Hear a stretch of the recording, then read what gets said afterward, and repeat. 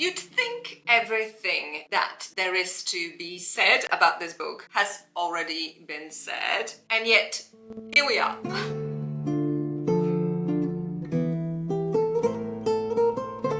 Hello, amazing humans on the net. Today we are gathered here to talk about The Grapes of Wrath by John Steinbeck. I would love to do two things today. One is to encourage those of you who have not read this book yet to read it. And two is talk about all these big questions that this book asks, lots of which I think are very much relevant today. And also, specifically, I want to talk about, wait for it, the feminism in this book. That's right, you heard it correctly. Feel free to skip to the second part straight away if you have already read this book and you don't need any further encouragement. But we're going to start with the first bit, which is me trying to convince you to read this book. Now, listen, I may get a little bit overexcited here because I have literally just finished this book and I feel like I'm still under its spell. I haven't fully recovered from the experience of reading because this book is so gut-wrenching, so heartbreaking, but at the same time hopeful and heartwarming.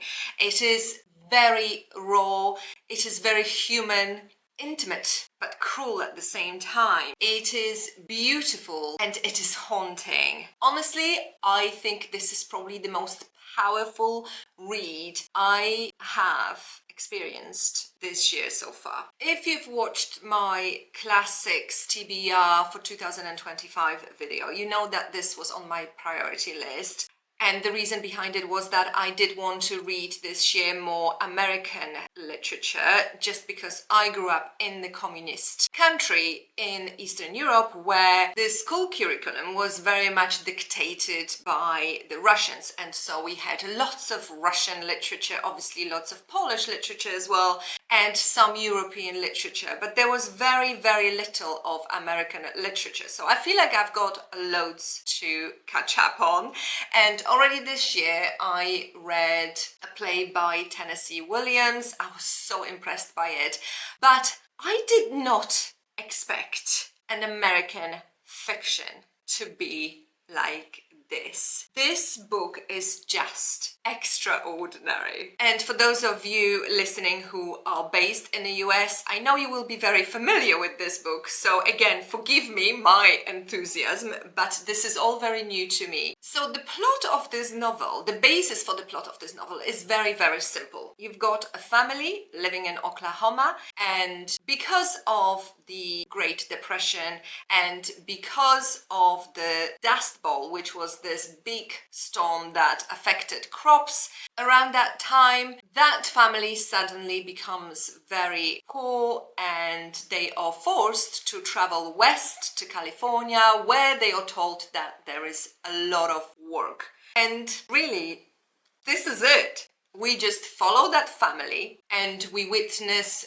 various challenges that they face as they travel west. Because of that journey aspect, the book has a very much this mythical feeling to it. Or actually, you could also say it has a biblical feeling to it, because when you think about Abraham and Moses from the Old Testament, where they are forced to travel to promised land, this feels exactly like this as well. And so we witness these challenges of the family of Jodes, this is their surname, and really, just when you think things couldn't get worse for them, they do get worse. Now, what makes this book so powerful? I think it's, first of all, the story itself. The way it is composed, you can't help but feel really invested in what happens to the key characters. The other thing that makes this book so powerful is its writing. From the chapter 1, when Steinbeck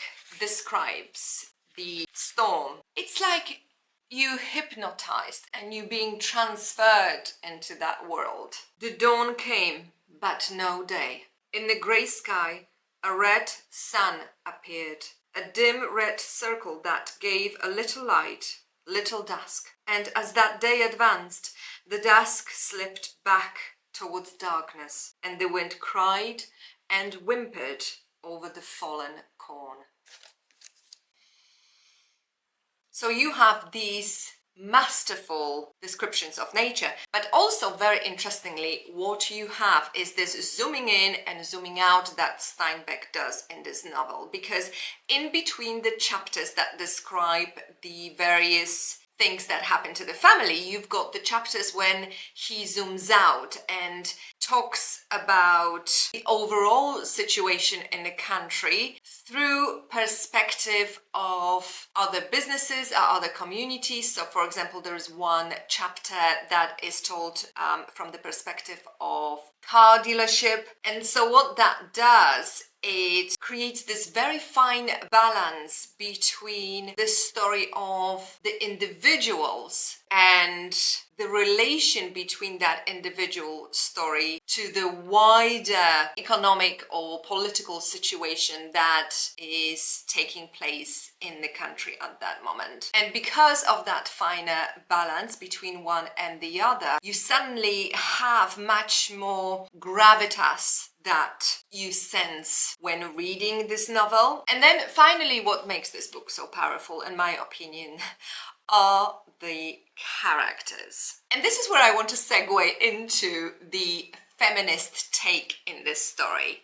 So I know that the central character to this story is supposed to be Tom, who is this young man who is very much part of the Jodes family, and we meet him in the beginning of the book as he is released from prison for killing a guy.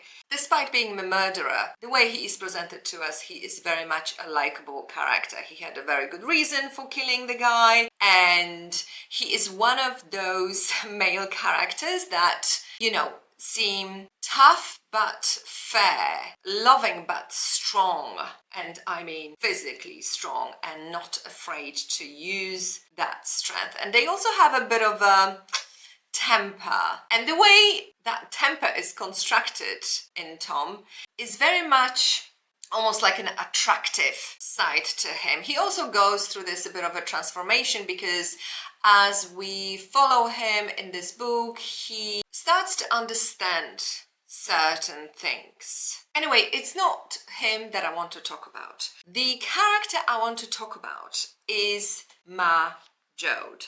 To me, her transformation is much more interesting. So who is Ma Jode? Ma Jode is the mother within the family.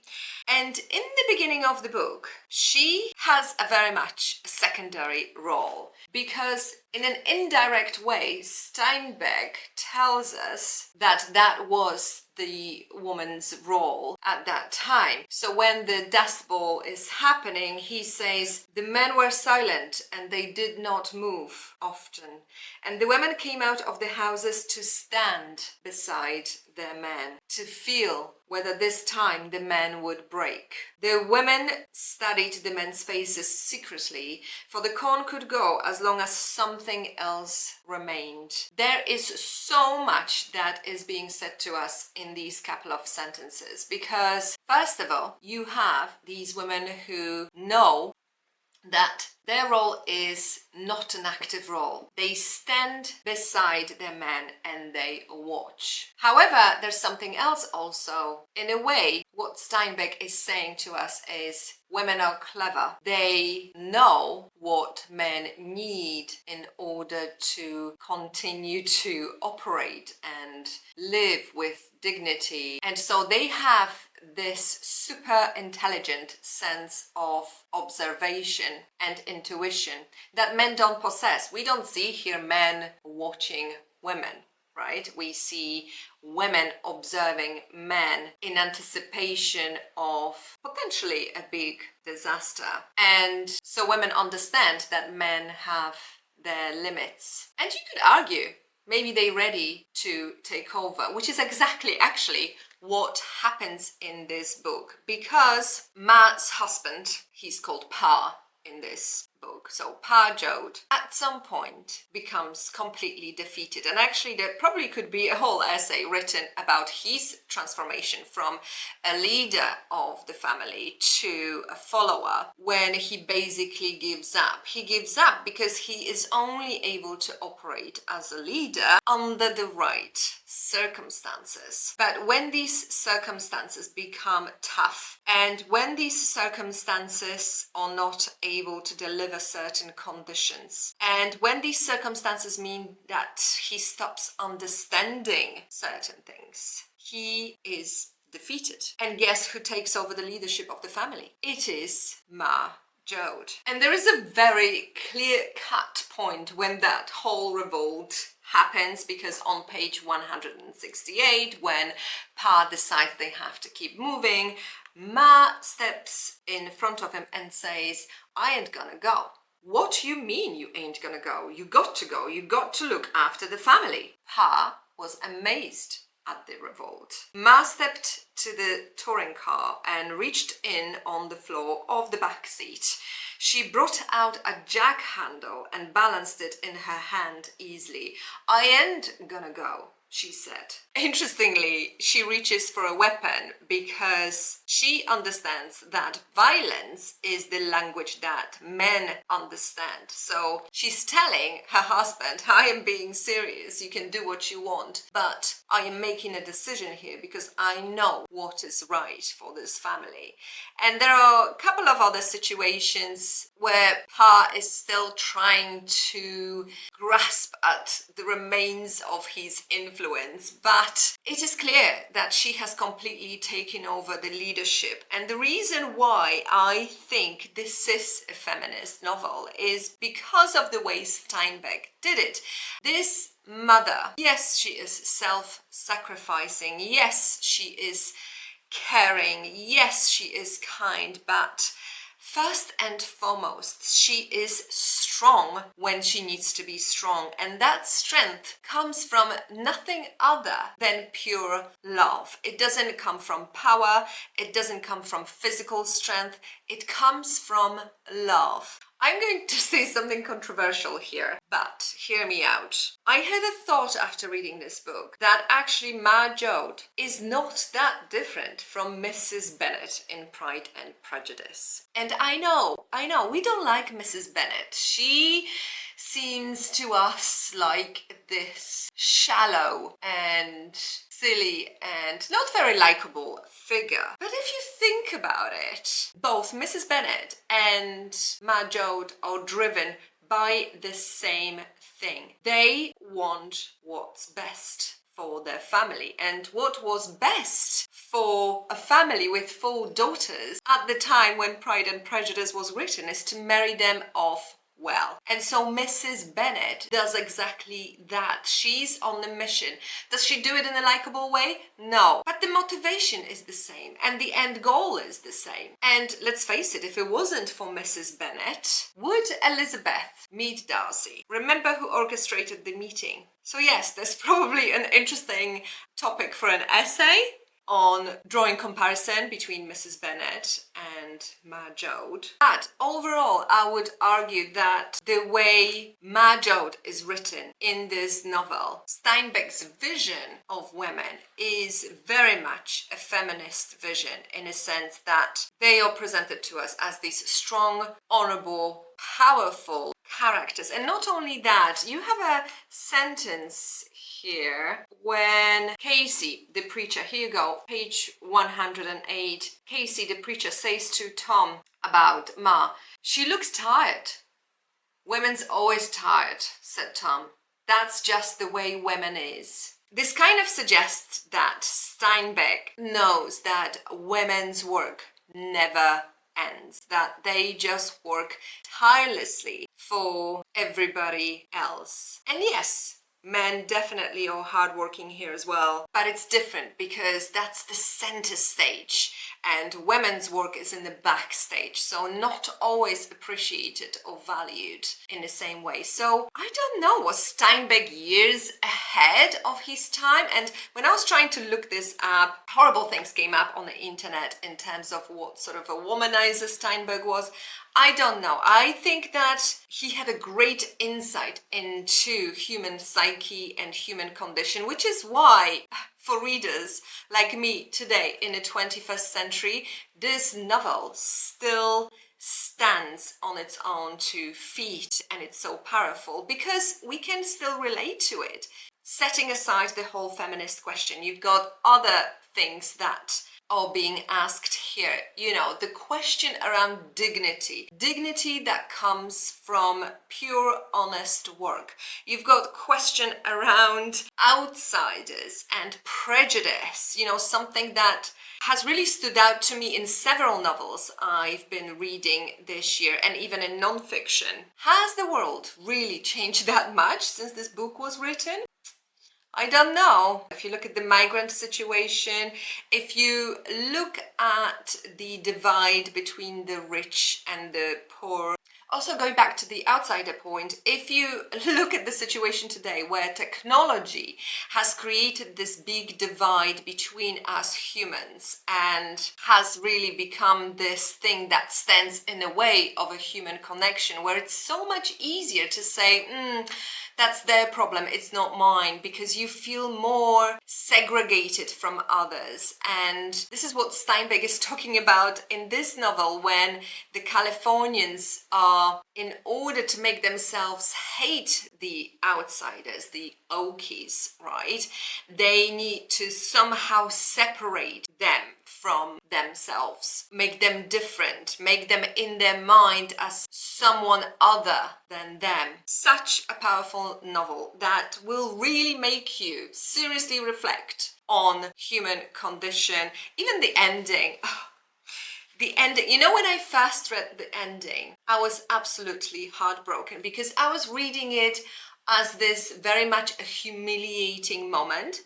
But then, upon reflection, I realized actually this is a moment of hope, because despite everything, what these people had still was their resilience. So there's that glimmer of hope that because of that resilience, they might just pull through. And maybe that's the truth for, you know, all of us. Now, is this novel perfect? Of course not. I know there's criticism around how black and white some of the characters are, this whole two-dimensional take on certain views, you know, all the rich people are bad, all the poor people are good, banks are bad, while the working class is good. So yes, of course, not perfect. Also, I have read something about plagiarism. Apparently, Steinbeck used some notes written by another woman who was actually working in government camps at the time. She didn't know that they were used. Her notes were used by Steinbeck because it was her supervisor who was passing the notes, and she was also writing a book at the time.